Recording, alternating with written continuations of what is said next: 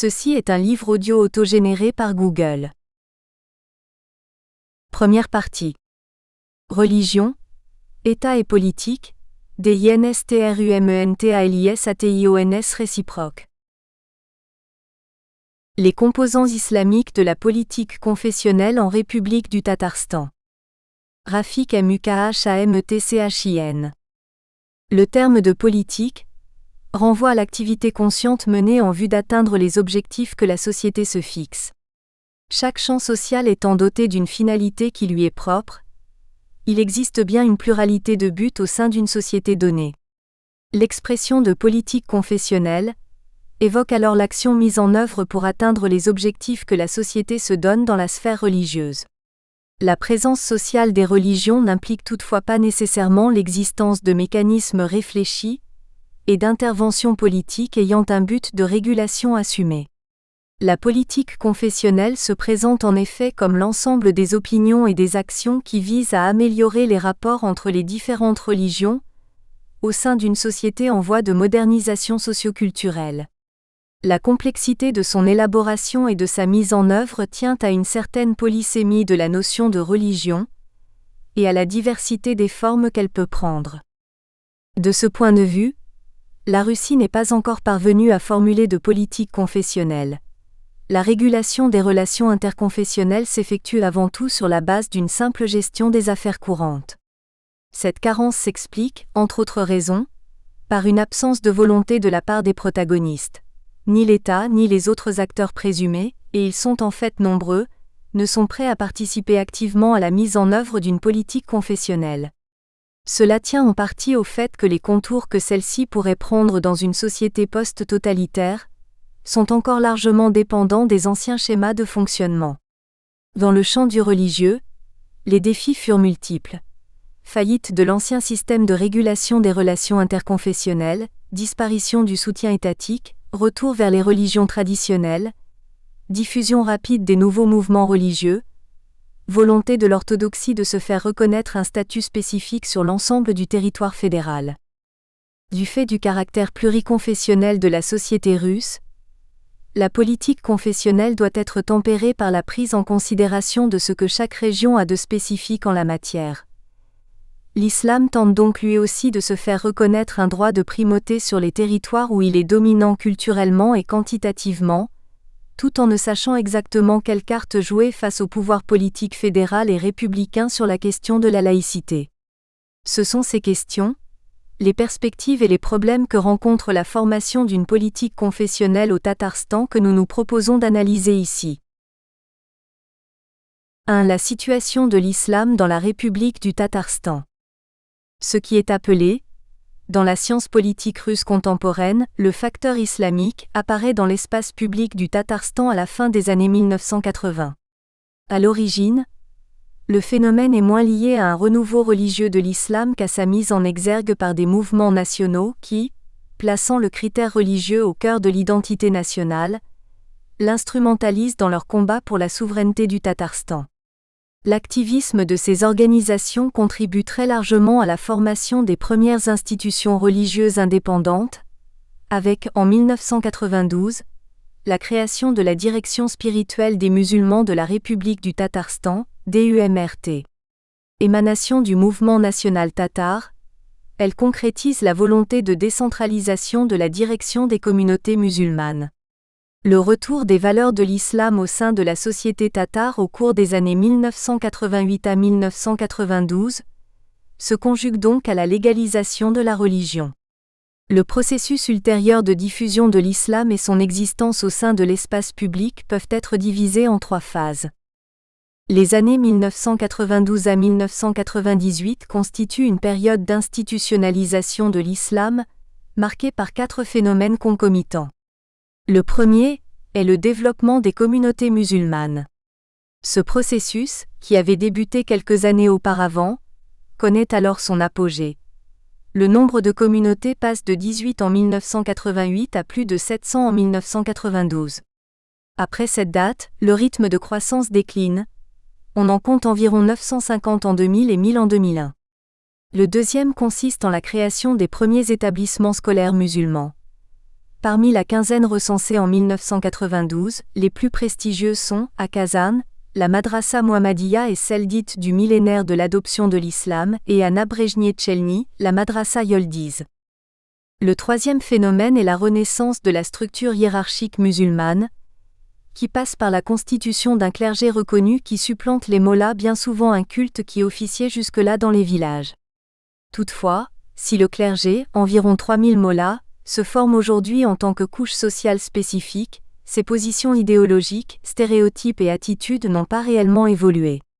Outre qu'ils étaient peu nombreux, une centaine au début des années 1990, les jeunes gens partis étudier dans les pays musulmans, surtout en Arabie saoudite, n'ont encore que peu d'influence sur un milieu ecclésiastique relativement conservateur.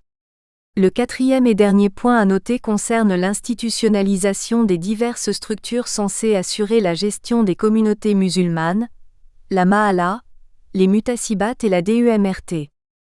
L'étape suivante, inaugurée par la tenue du premier congrès des musulmans en février 1998 et qui s'étend jusqu'en 2002, constitue une phase de structuration. La Doum de la République du Tatarstan devient l'unique organe des musulmans vivant à l'intérieur des frontières de la République. Elle est subdivisée territorialement en Mutasibat, lesquels couvrent les 45 districts du Tatarstan et ont pour tâche de coordonner sur place l'activité d'un millier de communautés locales. Tous les établissements scolaires musulmans sont eux aussi intégrés à la DEMRT. Celle-ci élabore les normes en matière d'enseignement religieux, afin de réduire le nombre d'établissements créés de façon anarchique au début des années 1990. Le Tatarstan compte aujourd'hui 8 établissements officiels, ce qui semble suffisant pour répondre aux besoins en imams des communautés locales. Outre les élèves de l'école du dimanche, un millier de saqueurs d'environ y font leurs études. Une période de mobilisation interne débute en février 2002, avec l'ouverture du deuxième congrès des musulmans du Tatarstan. D'une phase de réforme structurelle, l'islam tatar passe à la résolution des problèmes internes aux communautés musulmanes de la République. 2 points essentiels sont évoqués. Tout d'abord, la formation du personnel religieux, laquelle doit être davantage adaptée aux conditions locales. Le personnel se doit en effet de connaître les us et coutumes des musulmans de la moyenne Volga, et être capable d'organiser le travail sur place dans le cadre traditionnel du mazhab hanafite.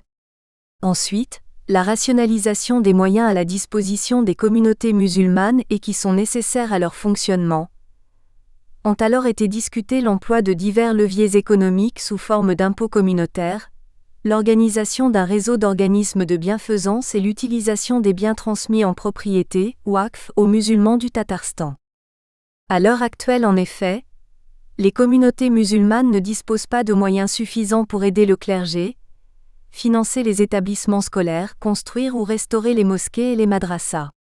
Bien que reconnues officiellement par l'État, elles ne sont pas encore des vecteurs d'autonomie pour l'ensemble de la société. Sur la base de ce constat, le deuxième congrès des musulmans du Tatarstan s'est donné pour principal objectif la création de communautés musulmanes réellement autonomes. Reste cependant à savoir sur la base de quels principes assurer leur fonctionnement indépendant. La communauté musulmane classique était en effet le produit d'une société agraire et traditionnelle.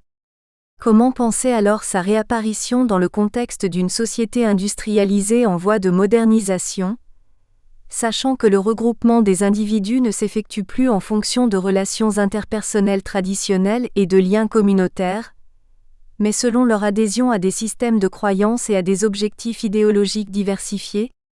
Par ailleurs, l'islam n'est plus seulement l'une des formes de l'appartenance familiale et communautaire, mais un composant essentiel de l'identité ethnique et un mode de perception du monde contemporain. Les militants religieux n'ont pas pour l'instant de programme bien déterminé, mais estiment que ces problèmes doivent être résolus de l'intérieur, en recourant à leurs propres ressources et en refusant de se comporter en simples consommateurs.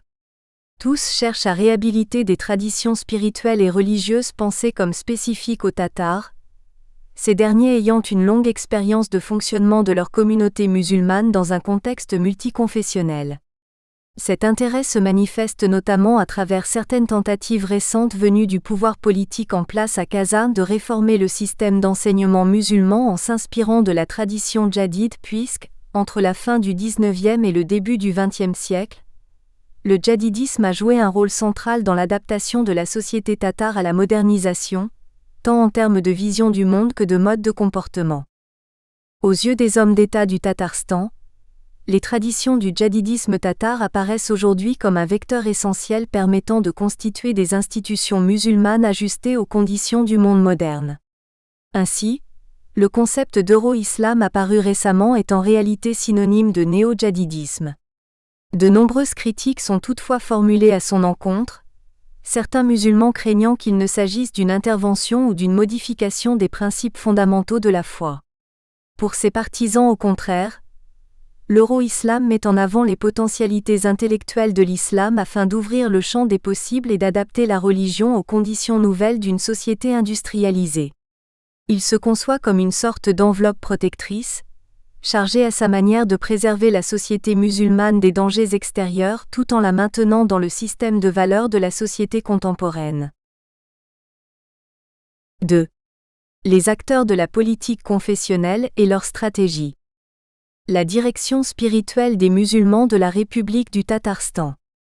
Plusieurs facteurs ont influé sur la naissance de la DUMRT en 1992. Le processus de démocratisation lancé par la perestroïka, la parade des souverainetés et l'effondrement de l'URSS ont considérablement modifié la situation des institutions religieuses en Russie. Après la déclaration de souveraineté de la République du Tatarstan, le 30 août 1990, le mouvement nationaliste tatar a fait de la direction spirituelle un attribut essentiel du nouvel État. Dans un premier temps, la fonction de cette institution n'était pas de concevoir une quelconque politique confessionnelle, mais de contribuer avant tout à l'unification de la nation tatare. Les mouvements nationaux cherchant à instrumentaliser le facteur religieux en leur faveur, la sphère d'intervention des nouvelles directions spirituelles devait se limiter au champ politique. L'un des principaux idéologues du nationalisme tatar de la fin des années 1980, Deiskakov, confirme ainsi cette idée, reconnue d'ailleurs par les activistes religieux eux-mêmes. Bien qu'indépendante, la direction spirituelle des musulmans du Tatarstan s'est constituée comme l'une des fractions du mouvement national. Aujourd'hui encore, même Valiula Yakupov, premier adjoint du mufti de la DUMRT, reconnaît que nous-mêmes en sommes issus de ces organisations publiques RM. Dirigée jusqu'en 1998 par son premier mufti, Gabdullah Hazrat Galiulin, la DUMRT eut bien une activité plus politique que religieuse. Opposée au gouvernement en place, elle était faible tant sur le plan de son organisation interne que de ses ressources. N'ayant à sa disposition ni journaux, ni établissements scolaires capables de former les futurs cadres religieux, ni même organisation la représentant sur le territoire du Tatarstan, il lui était difficile de prendre position sur le plan politique et de compter sur le soutien hypothétique des croyants. Sa situation ne lui permettait pas de participer à la gestion des affaires religieuses, encore moins d'influer de quelque manière que ce soit sur la conception de la politique confessionnelle. C'est vraisemblablement la raison pour laquelle le renouveau à l'époque de l'islam tatar s'effectua par beaucoup de ses aspects hors de la DUMRT. La situation a radicalement changé après l'élection, en 1998, du mufti Gusman Hazrat Iskakov. Soutenu par les autorités, le nouveau mufti a engagé la Doum vers la résolution de ses problèmes internes. Son pragmatisme a bénéficié de l'aide du gouvernement tatar tant sur le plan juridique que politique et matériel. Se met alors en place un système permettant de gérer plus efficacement les relations de la Doum avec les communautés musulmanes et leurs institutions représentatives. Jusque-là, les interactions entre le niveau supérieur de la direction spirituelle, ses différents départements et les établissements d'enseignement religieux, et le niveau inférieur, le millier de communautés locales, étaient très faibles. Afin de favoriser les contacts, un niveau intermédiaire est établi dans chaque district du Tatarstan. Outre le système du Kazija, 45 mutassibats sont maintenant recensés sur l'ensemble du territoire du Tatarstan.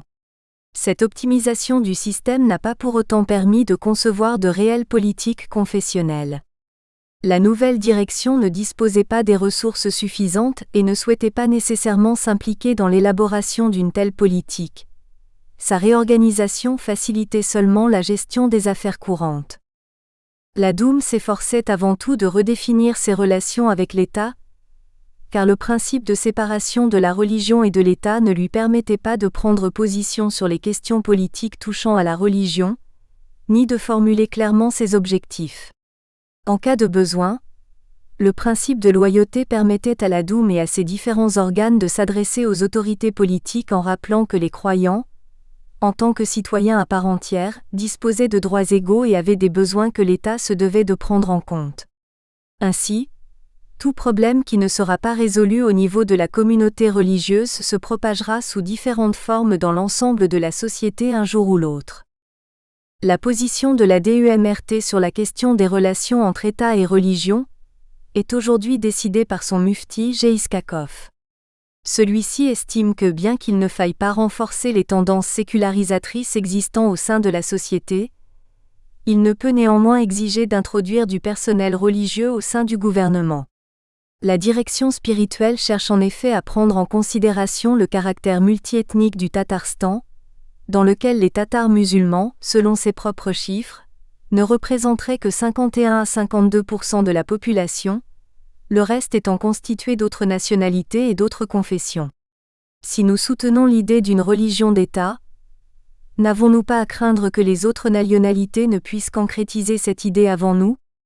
Je crains que nous ne soyons alors dominés, et que les divisions ne soient exacerbées. Le premier adjoint du mufti, Valiullah Yakupov, admet pour sa part qu'il est aujourd'hui impossible d'atteindre le pouvoir par le biais de la religion, la population n'y étant pas prête. Cela provoquerait des divisions.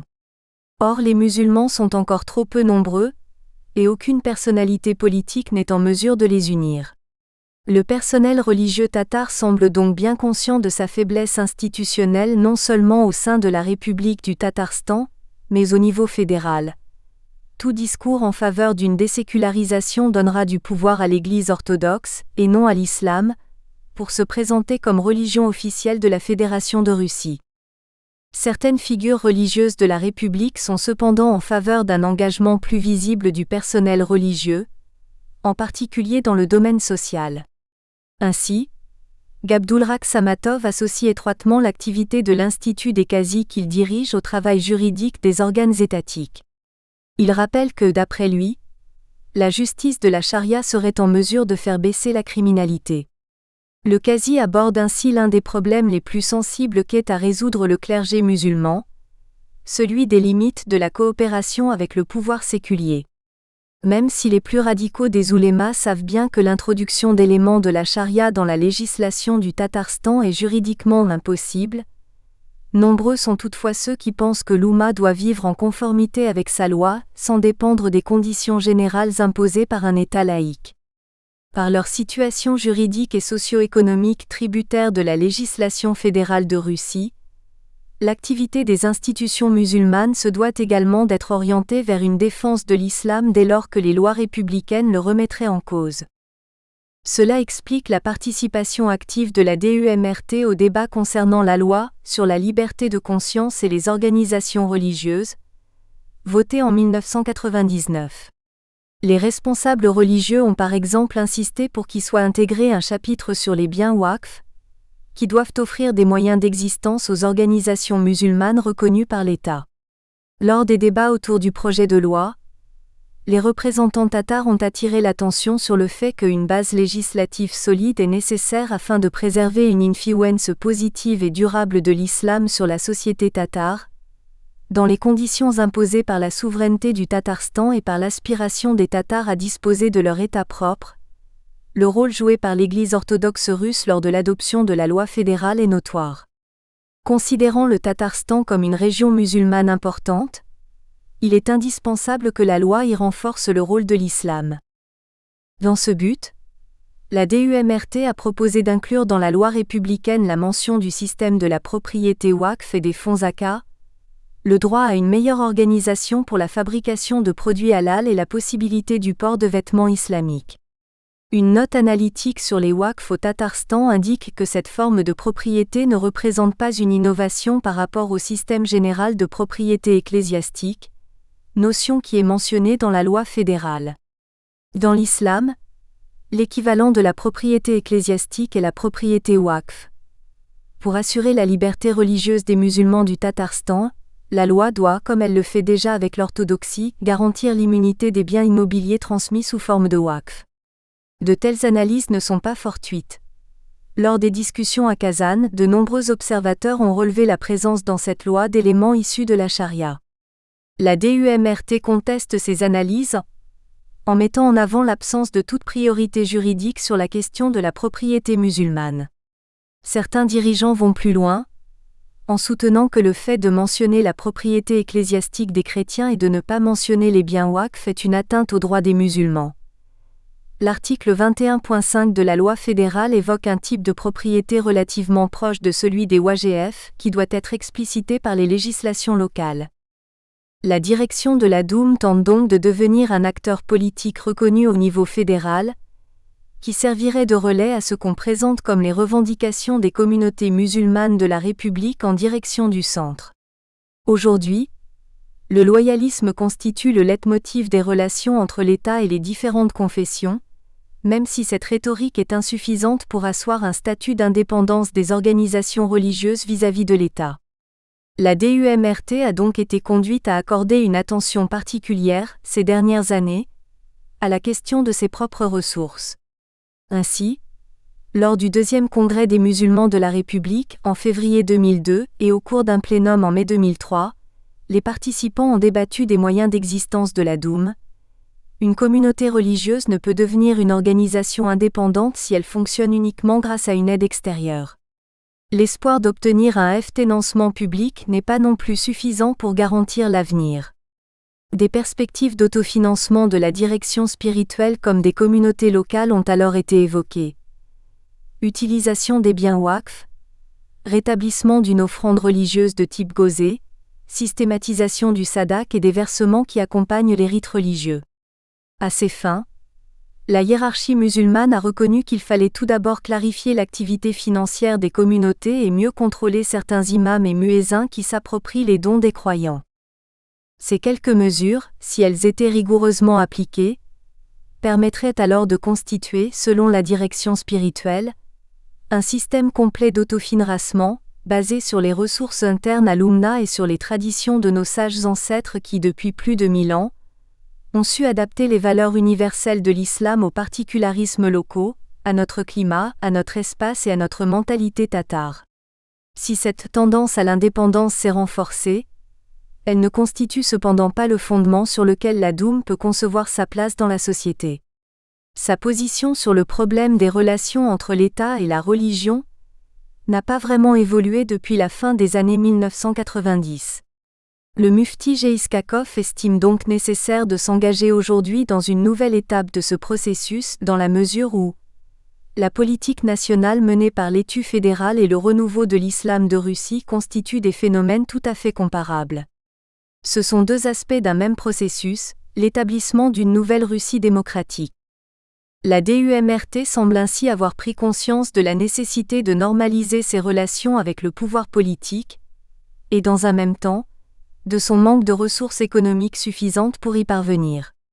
L'expulsion de Russie de pratiquement tous les fonds caritatifs musulmans venus de l'étranger a encore davantage accentué le besoin pour la Doum d'obtenir un soutien public, ce qui réduit sa marge de manœuvre critique vis-à-vis de l'État, en échange d'un statut renforcé et reconnu sur l'ensemble du champ religieux officiel. Le clergé musulman. Le clergé n'est devenu un groupe social pleinement autonome que dans la seconde moitié des années 1990. À la fin des années 1980, le Tatarstan ne comptait que 18 communautés musulmanes et une trentaine de religieux de rangs différents. Au 1er janvier 1990, il recensait 55 mollahs et 12 muezzins. Parmi eux, 11 avaient moins de 40 ans et 41 avaient plus de 60 ans. Un seul avait fait des études supérieures islamiques, et 8 étaient diplômés d'établissements religieux du second degré. En plus d'une décennie, la situation a profondément évolué. On compte à l'heure actuelle environ 5000 religieux au Tatarstan et les madrasas locales ont commencé à former leurs propres imams à partir du milieu des années 1990. Considérant sa faiblesse numérique, son absence de statut juridique distinctif et le manque de moyens économiques susceptibles d'assurer son existence, il est difficile de parler du clergé tatar comme d'un groupe social à part entière et ce, d'autant plus que ses membres sont apparus très divisés. Ces clivages sont en partie dus à la diversité sociale du clergé. Les imams urbains et ruraux n'occupent pas du tout la même position de prestige et n'ont pas le même statut que par exemple les enseignants des madrasas. Ces divisions transparaissent également en termes politiques et idéologiques. La jeune génération a été formée dans des établissements supérieurs qui ont modelé sa vision du monde, tandis que la majorité des religieux musulmans sont encore des représentants traditionnels de l'islam dit populaire et ne se distinguent guère du reste de la population. Dans les villages, la plupart sont passés du statut d'imams officieux durant la période soviétique à celui de représentants officiels de la DUMRT sans avoir reçu la moindre formation religieuse. Ils remplissent cette fonction en raison du manque de cadres professionnels, auxquels ils cèdent volontiers leur place dès que ceux-ci se présentent, mais pour diverses raisons, les jeunes imams ne s'installent que peu dans les villages ou ont du mal à s'y intégrer. Dans les années 1990, l'évidence du religieux n'a plus cours et conduit le clergé à chercher des voies et des formes nouvelles afin de consolider sa position dans la société. Il doit tout d'abord concilier ses propres intérêts à ceux de la République, sans pour autant faire acte de compromission au pouvoir politique du moment.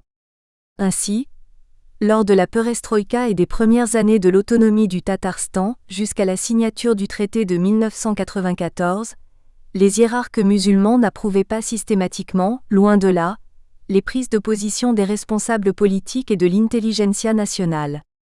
Ils ont alors pris leur distance avec les nationalistes tatars qui ont animé la scène républicaine dans les années 1990, et reléguer l'islam à un simple facteur ethno-culturel de la nouvelle idéologie nationale en voie de constitution. Si un consensus existe entre nationalistes et hiérarques musulmans, sur la nécessité d'étudier de manière approfondie l'héritage religieux de la population, les opinions des uns et des autres divergent cependant profondément en ce qui concerne le djadidisme, le qadimisme, le réformisme musulman, le taqlid, le bid'ah, etc. L'intelligentsia nationale a en effet trouvé les fondements théoriques de son idéologie de renouveau national, parmi des écrivains et des philosophes dits progressistes, dont les idées religieuses s'étaient formées dans le contexte du réformisme musulman du début de siècle.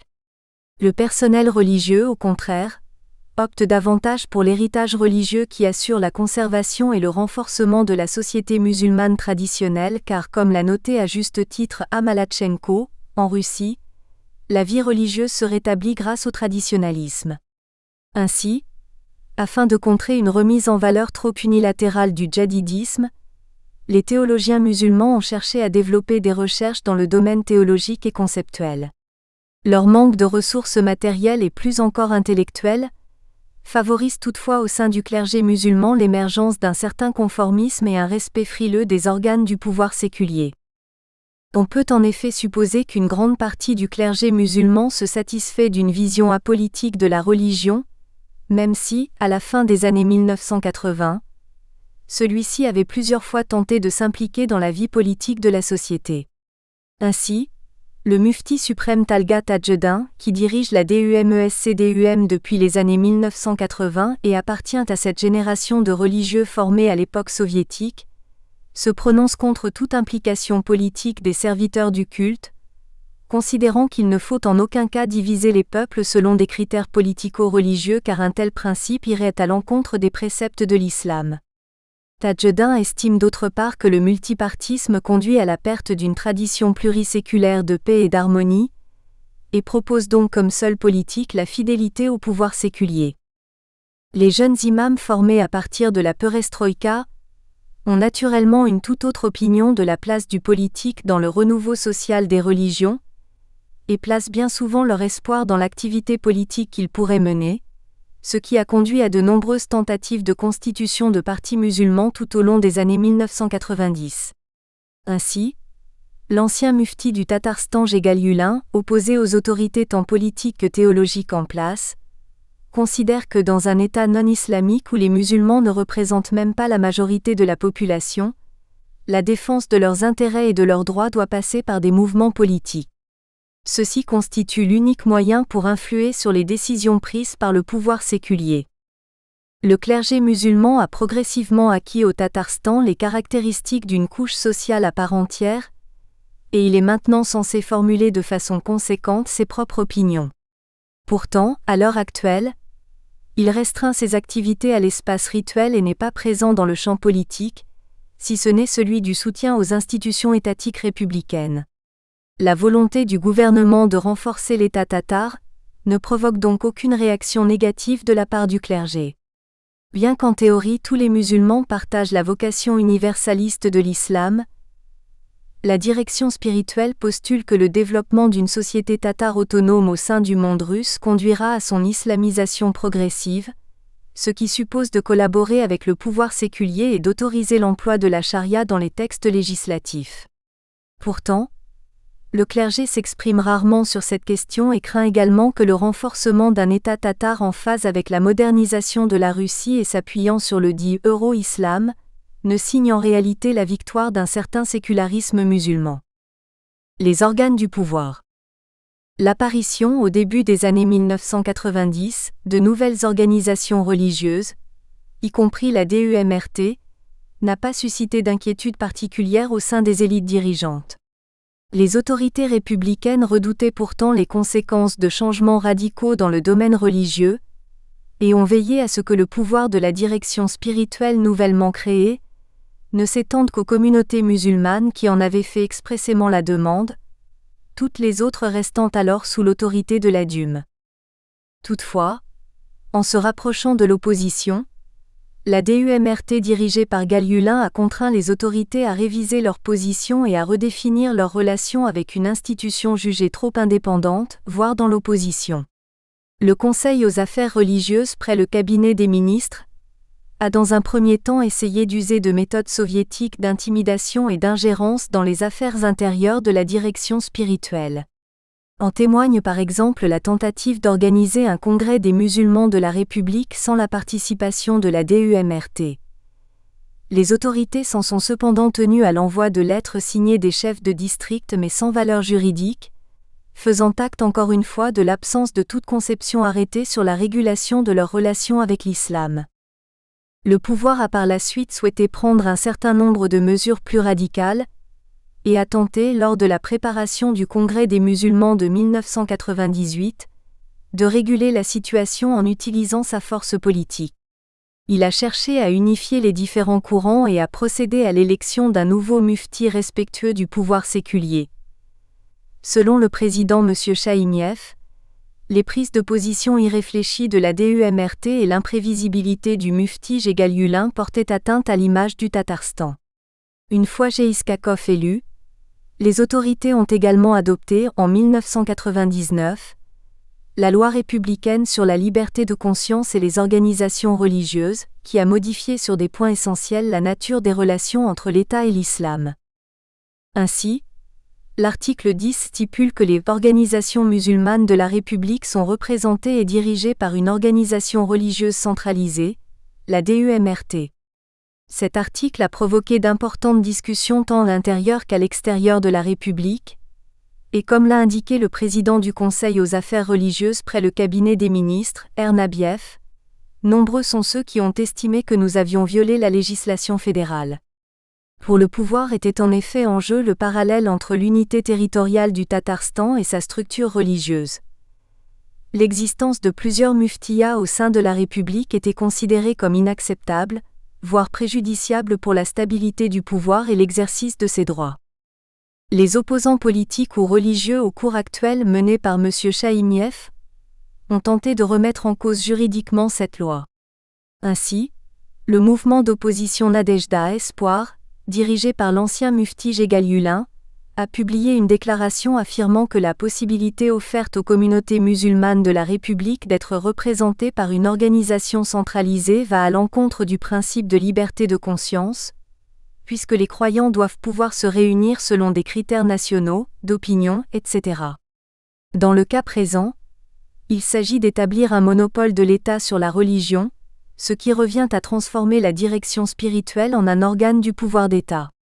Si cette loi est adoptée, les vrais musulmans s'éloigneront de la religion officielle et formeront des organisations religieuses indépendantes. Cette loi, en marginalisant les structures parallèles extérieures à la DUMRT, a servi de cadre à une gestion plus efficace des relations avec les organisations religieuses et a permis de stabiliser la situation au sein de la communauté musulmane. Néanmoins, la normalisation des relations s'est limitée à 2 acteurs, l'État et la DUMRT, laissant de côté, comme les opposants à cette loi l'avaient mentionné, de nombreux autres acteurs tels le clergé, les croyants ordinaires et les mahallas. Les organisations publiques et les partis politiques. Le retour de l'islam dans la vie publique du Tatarstan doit beaucoup à l'activité d'organisations et de mouvements politiques, qui ont joué un rôle conséquent dans la formation de l'opinion publique. Le caractère et le degré de leur influence varient selon plusieurs facteurs et au Tatarstan, un certain nombre de particularités sont à prendre en compte. Tout d'abord, comme l'ont noté de nombreux sociologues, l'influence des mouvements nationaux sur l'opinion publique a été en réalité peu importante, même durant la période d'effervescence des années 1989 à 1992. Ainsi, selon une enquête d'opinion menée en août 1991, seuls 6% de la population se reconnaissent dans les partisans du Centre public tatar, VTOTS, et 2,5% dans ceux du parti Ittifaq. De plus, l'intérêt que portaient les nationalistes à l'idée d'un État national était marqué, même au sein de l'aile radicale du mouvement, notamment le parti Ittifaq, par une volonté sécularisatrice. Au sein de ces 2 institutions, l'élément religieux se limitait à la reconnaissance du rôle de l'islam comme l'un des fondements de la culture nationale et de la santé morale du peuple. Quand l'intérêt pour l'islam s'est accru au sein du mouvement national, ce dernier était déjà en crise et son influence sur l'opinion publique insignifiante. Ce n'est en effet qu'à partir de la seconde moitié des années 1990 que la question religieuse a été davantage prise en compte, l'objectif étant d'utiliser le facteur islamique pour consolider une position désormais chancelante. La sensibilité nationaliste restait toutefois prédominante. Ainsi, les représentants du VTOTS estimaient que notre islam doit être un islam tatar, qui ne laissera pas les Tatars se dissoudre parmi d'autres peuples musulmans. C'est la raison pour laquelle il doit être tatarophone. Néanmoins, leurs tentatives d'instrumentalisation d'un islam national n'ont pas amélioré leur visibilité publique ni orienté leurs activités dans un sens plus constructif. Ainsi, au cours des années suivantes, la problématique religieuse est restée quasiment inchangée dans le programme du VTOTS.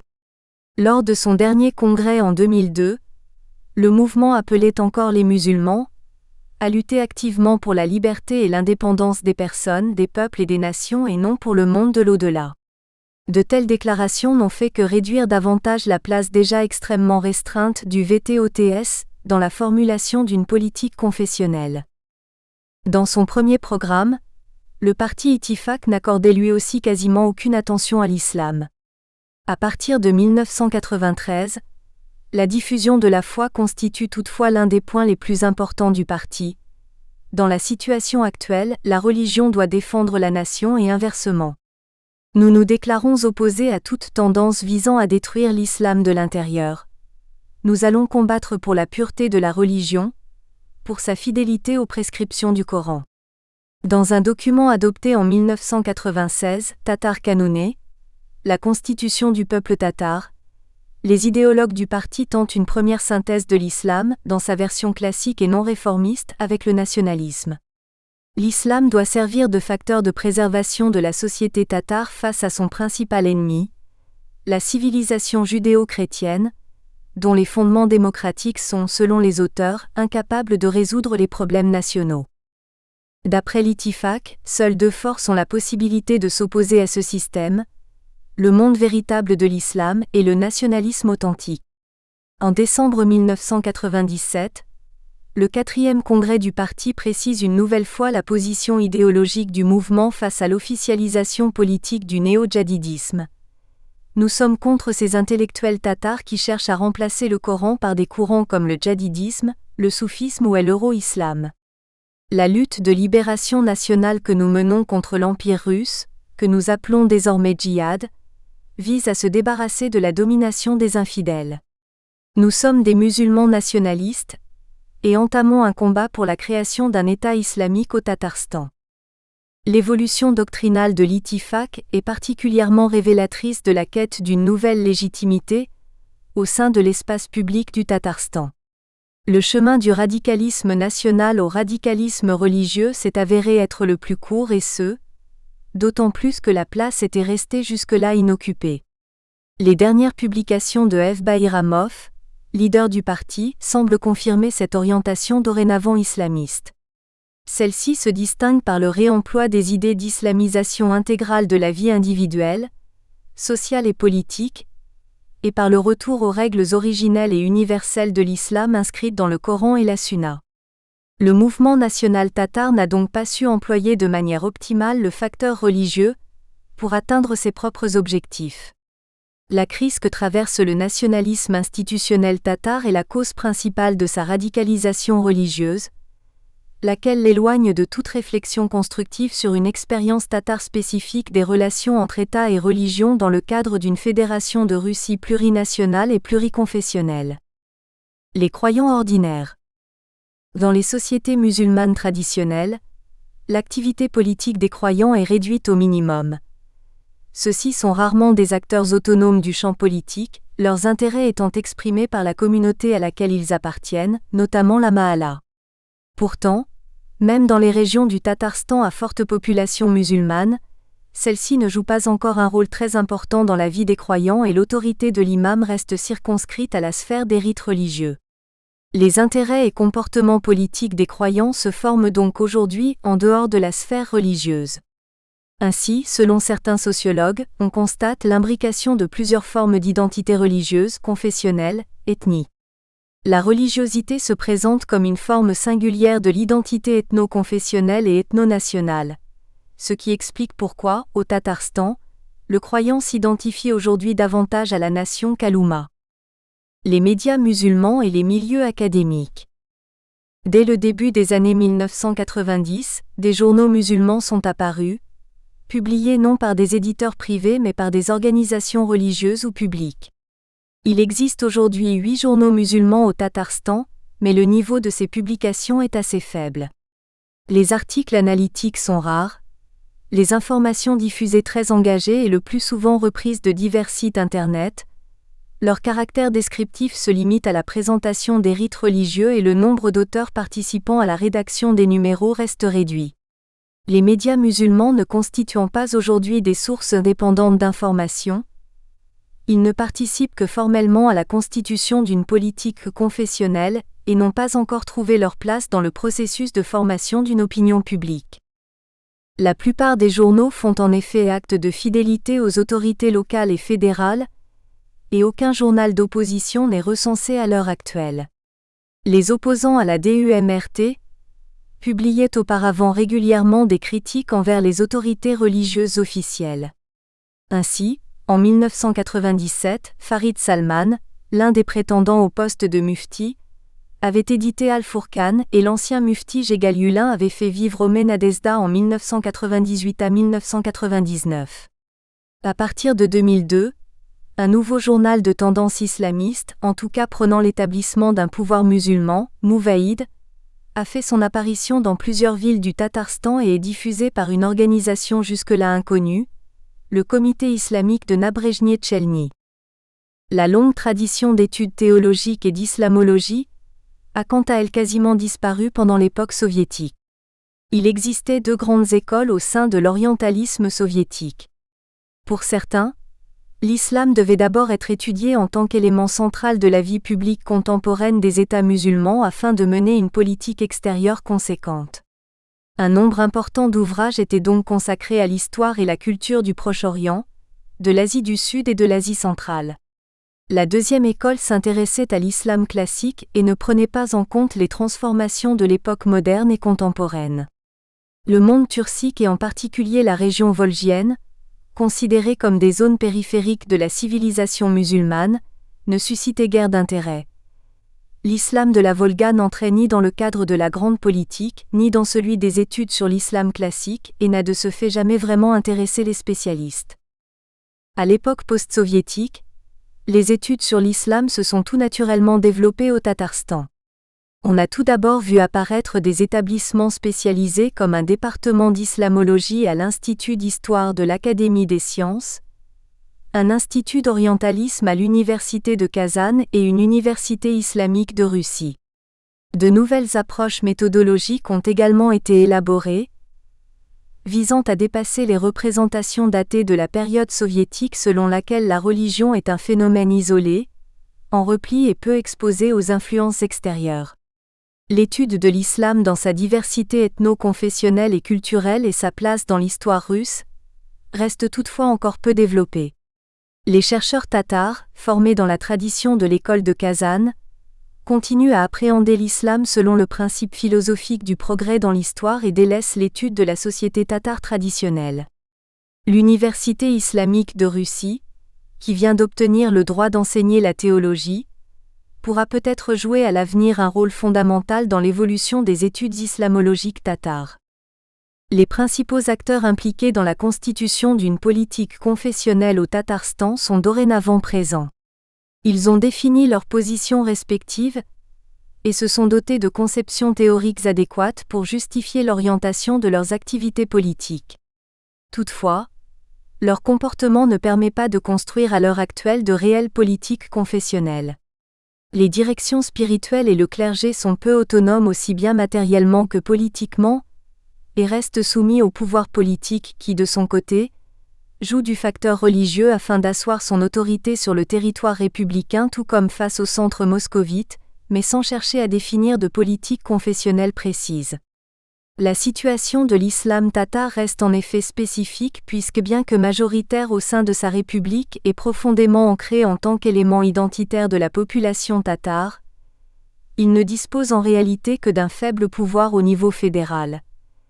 L'islam reste divisé aussi bien institutionnellement que nationalement et ne peut que difficilement faire contrepoids au renforcement actuel de l'orthodoxie sur l'ensemble du territoire de la Fédération de Russie.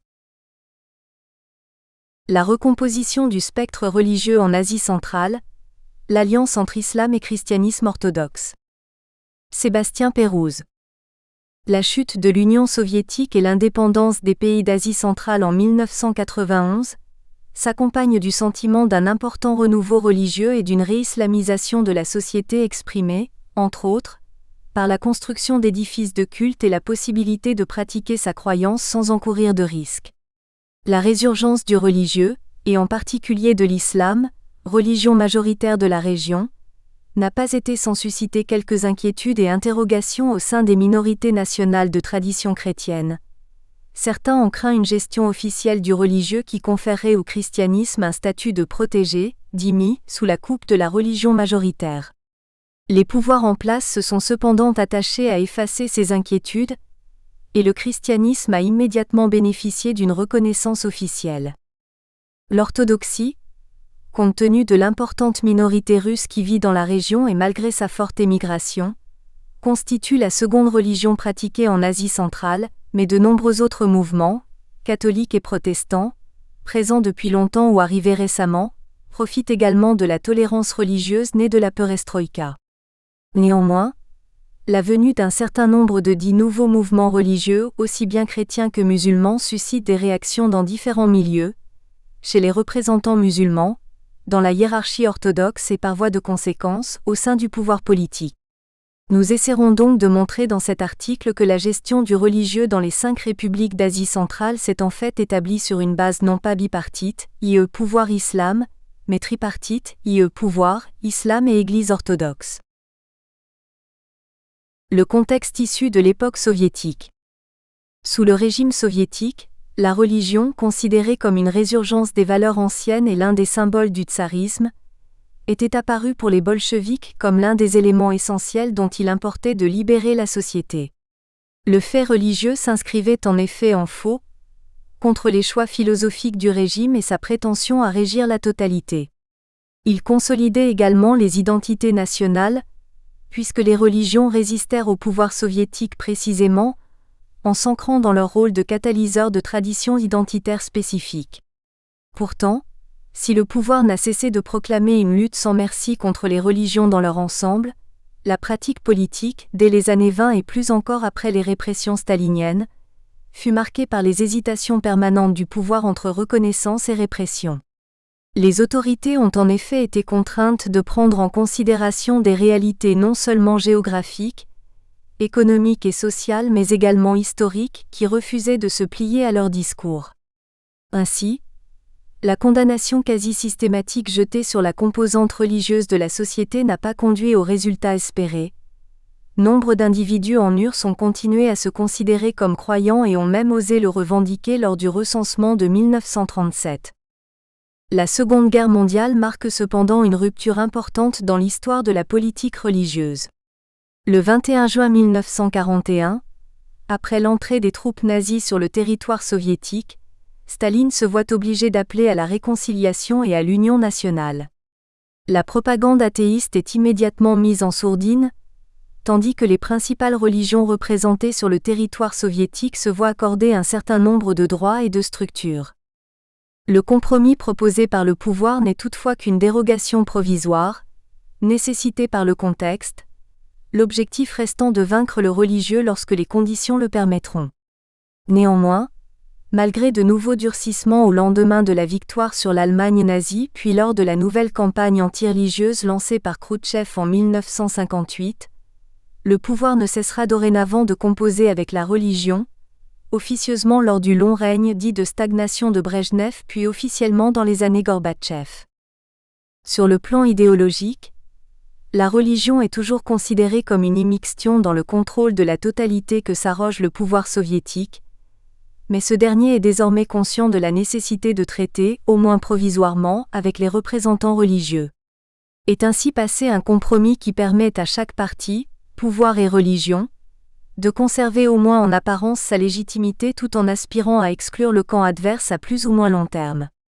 C'est selon ce double jeu que vont désormais se nouer les relations entre religion et État, lesquelles se déclineront différemment selon les régions et les mouvements religieux.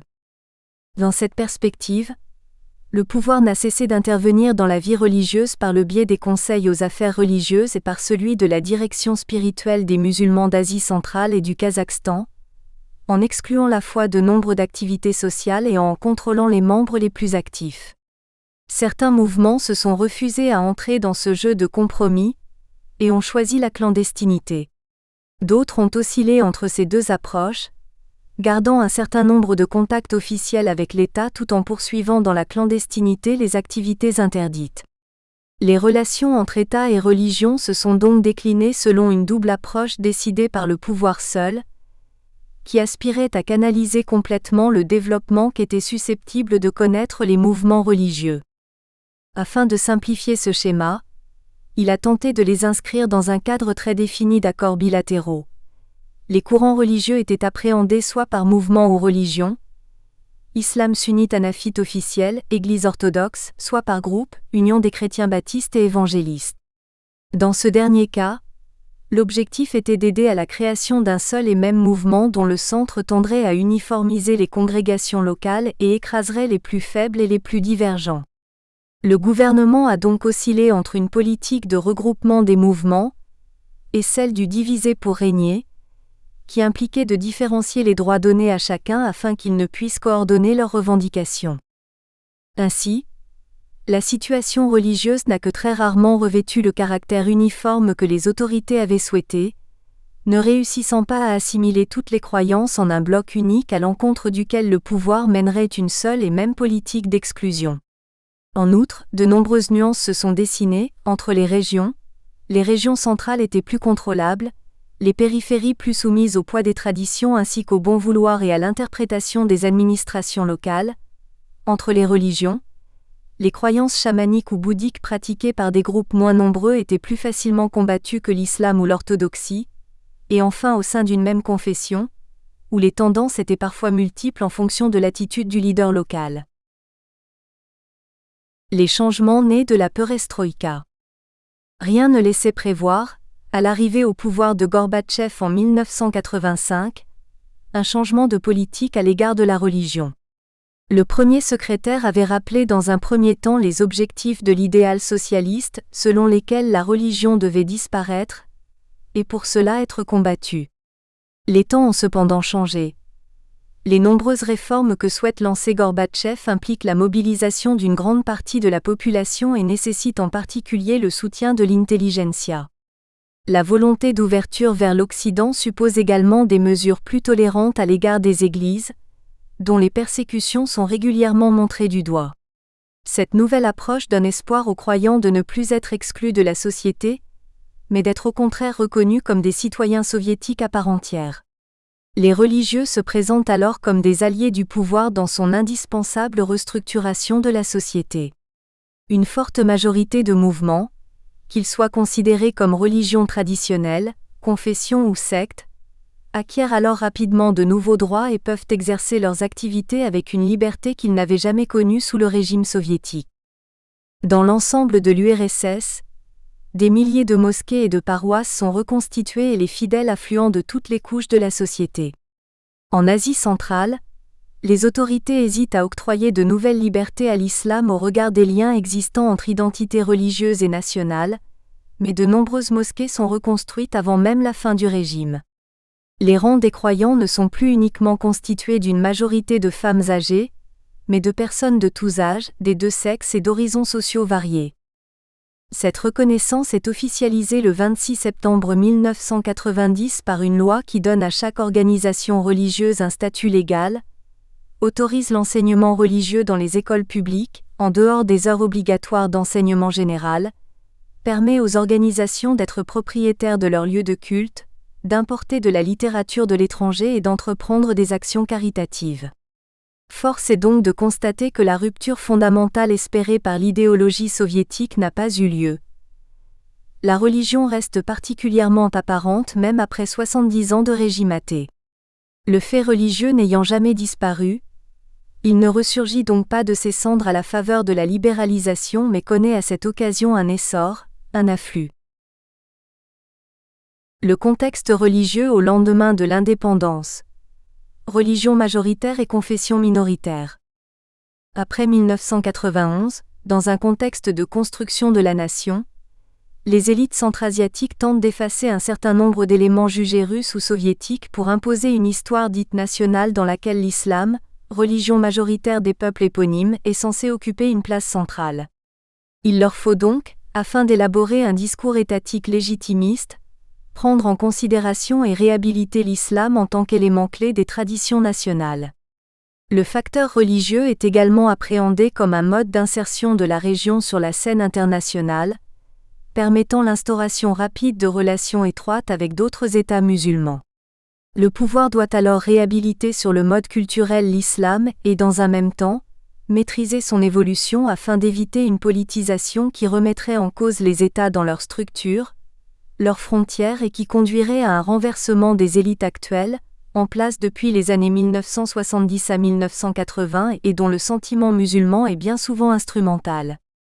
Ainsi, après la politique anti-religieuse du régime soviétique, tous les chefs d'État de la région ont souhaité donner à leur propre population ainsi qu'au reste du monde une nouvelle image de la religion.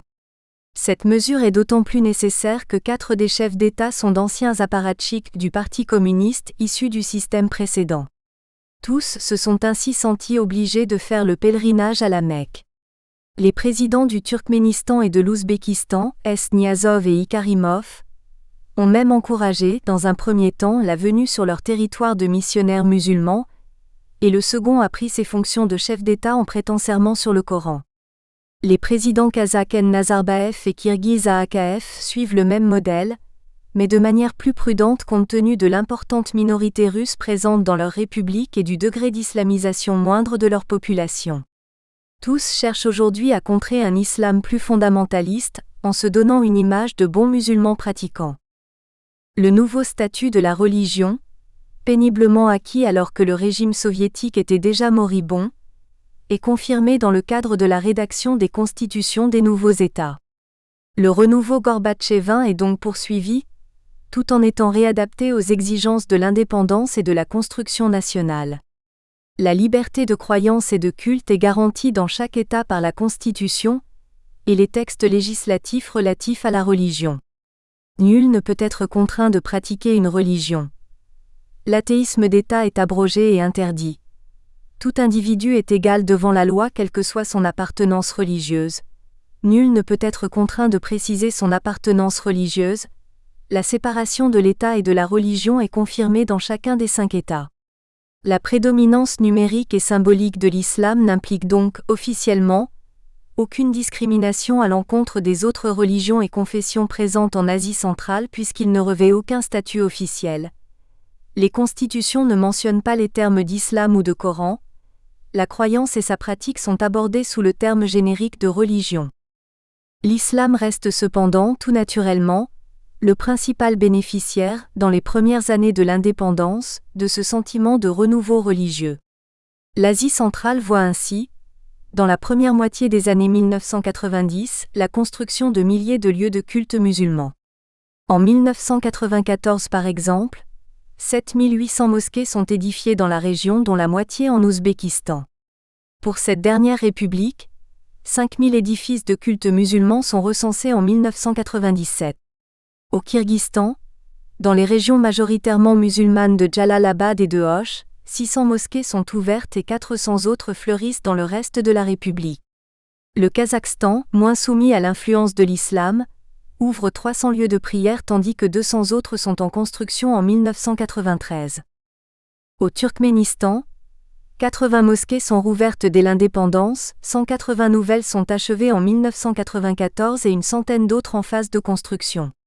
La dite résurgence de l'islam est cependant double. En effet, au-delà d'une pratique musulmane qui ne s'était jamais éteinte malgré la politique anti-religieuse soviétique, on assiste également à l'émergence d'organisations politiques islamiques et ou nationalistes, à propos desquelles les autorités des nouvelles républiques se voient rapidement obligées de prendre position. Très inquiets de cette virtuelle politisation de l'islam, les pouvoirs vont durcir leur politique à l'égard de la religion majoritaire dès la deuxième moitié des années 1990. L'islam n'est toutefois pas seul à profiter de la libéralisation des premières années, puisque les religions minoritaires s'engouffrent également dans les espaces de liberté instaurés. L'Église orthodoxe est tout naturellement l'une des premières bénéficiaires du nouveau cadre politique, puisqu'elle possède la majorité des édifices de culte chrétien et jouit d'un statut plus assuré. D'autres confessions parviennent également à se développer. Des groupes d'obédience protestante, pentecôtistes, baptistes, adventistes du 7e jour, témoins de Jéhovah, ainsi que l'Église catholique, tous déjà présents dans la région depuis le XIXe siècle, instaurent de nouvelles communautés en milieu urbain comme rural. Ils se voient aidés ou doublés, selon les cas, par des mouvements missionnaires venus de l'étranger qui installent en Asie centrale de nouvelles tendances du christianisme. Méthodistes, mouvements presbytériens et charismatiques comme Grace ou Vie Nouvelle, Nova Azizn qui organisent, surtout au Kazakhstan et au Kirghizstan, des communautés spécifiquement kazakhes, kirghizes, ouïghours, etc. Un élément perturbe cependant considérablement le développement du christianisme dans la région. Depuis la fin des années 1980, l'émigration des populations européennes, venues en Asie centrale au fil de la colonisation tsariste puis des programmes soviétiques de développement économique et agricole, prend un essor considérable. Les Slaves, Russes, Ukrainiens, Biélorusses, Polonais, mais également les Allemands qui occupaient des postes à responsabilité tant dans les administrations que dans les secteurs économiques, quittent massivement la région.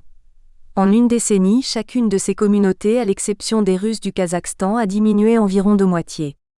Chaque courant chrétien doit alors opter pour diverses stratégies de développement, dans ce cadre de restructuration. Certains décident de s'engager dans un prosélytisme actif afin de contrer le départ de leurs coreligionnaires, et trouvent alors le soutien des missionnaires et des structures confessionnelles étrangères, en particulier américaines, allemandes et sud-coréennes. Les premières contestations des instances musulmanes. Le développement rapide des missions chrétiennes étrangères et les conversions d'autochtones, en réalité limitées en nombre, qui en résultent suscitent des réactions de la part des institutions officielles de l'islam. Si les musulmans proclament leur respect du christianisme et son droit à l'existence en Asie centrale, les pressions gagnent cependant rapidement en acuité contre les mouvements religieux qui pratiquent un prosélytisme trop voyant au sein des populations de tradition musulmane. Ainsi, dès la première moitié des années 1990, le mufti du Tadjikistan résume la vie générale du clergé musulman de la région. Tout en affirmant son respect des textes bibliques et le droit de chacun de choisir sa religion, il estime que la conversion des musulmans à une autre religion n'est pas souhaitable, voire condamnable. La presse ne cache pas elle non plus cette hostilité croissante de la direction spirituelle à l'égard de ces trop souriants invités, dont le but essentiel est de diviser le peuple musulman. Leurs activités sont déclarées étrangères aux traditions des peuples centra-asiatiques et perçues comme un danger, une menace à la concorde nationale affichée tant par les pouvoirs publics que par les principales religions reconnues. Les missions sont d'autant plus critiquées que les financements et soutiens matériels dont elles bénéficient accentuent leur image d'organisation occidentale étrangère aux us et coutumes locales. Des pressions contre leur action ont été exercées dans chacune des républiques d'Asie centrale. Nous espérons que vous avez apprécié cet aperçu. Pour continuer à écouter ce livre audio sur Google Play Livres, utilisez le lien dans la description de la vidéo.